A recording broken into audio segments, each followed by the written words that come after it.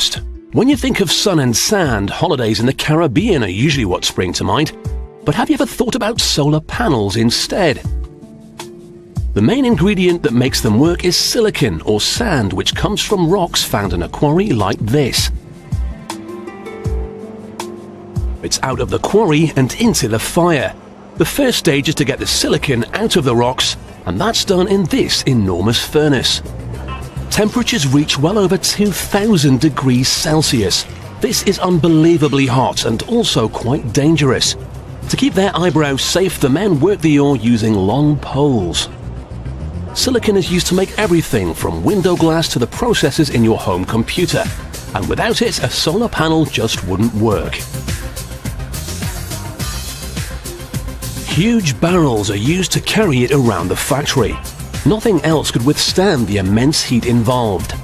In this form, it is liquid molten silicon, but to make solar panels, certain chemicals need to be added to it. First, the ore needs to be crystallized, which occurs here in this cooling machine. The silicon is so hot it could melt right through it, but the boffins have come up with a solution. Cold water is pumped round it as it works, which acts like watery air conditioning. The super-hot crystallized silicon emerges from the machine. But how will this help to harness energy from the sun? Solar panels are made using thin slices of silicon which have two unique layers in them. These are created using two chemical processes which affect the silicon at different times during production.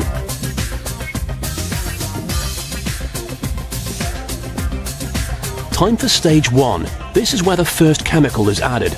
It will help make the silicon more conductive.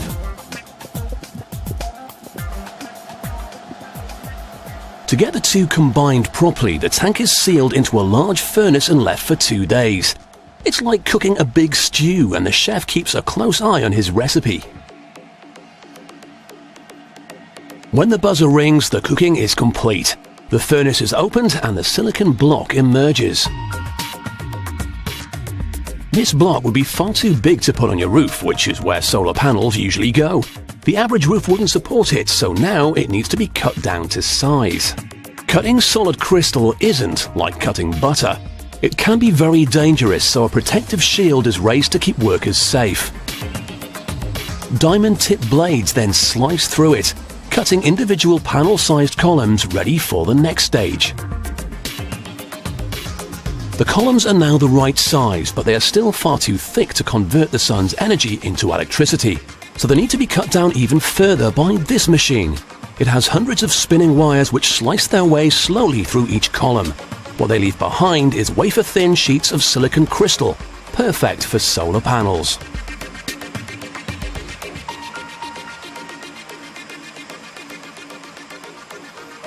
The slices must be separated to be cleaned, but no machine exists that's sensitive enough to do it without breaking them.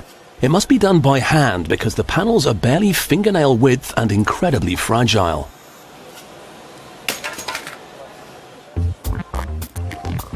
Wherever humans are part of a process, contamination follows because we release millions of dust particles. The freshly cut slices must now be thoroughly washed before they can be treated with the second chemical. Once the treatment is in place, the panels are returned to the furnace and baked to create the two separate layers. No, this isn't a patent for a new kind of urban camouflage. It's the basic unit that makes up a larger solar panel. It comes in two different colors, but this isn't a fashion statement. The blue shade is added so the panel can absorb more light and make more energy. The panels are also treated with an anti-reflective coating, which is painted on and then baked into place. Any light the panel reflects would simply be wasted energy. Now, the panels are clean, properly treated and wearing this season's colors. They're ready to make electricity. But how do you get power out of them? High-tech computers align the panels and the next machine paints a layer of this grey gunge onto them. It looks like bad school custard, but it's actually semi-liquid metal. It helps conduct energy from the panel into the electricity grid and through a plug into whatever appliance you're using.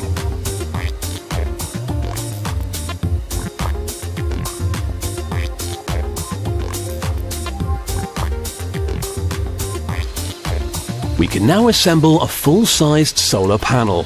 Each wafer acts like a battery that generates its own electricity. But to get power out, the panels are assembled in rows connected by metallic pathways.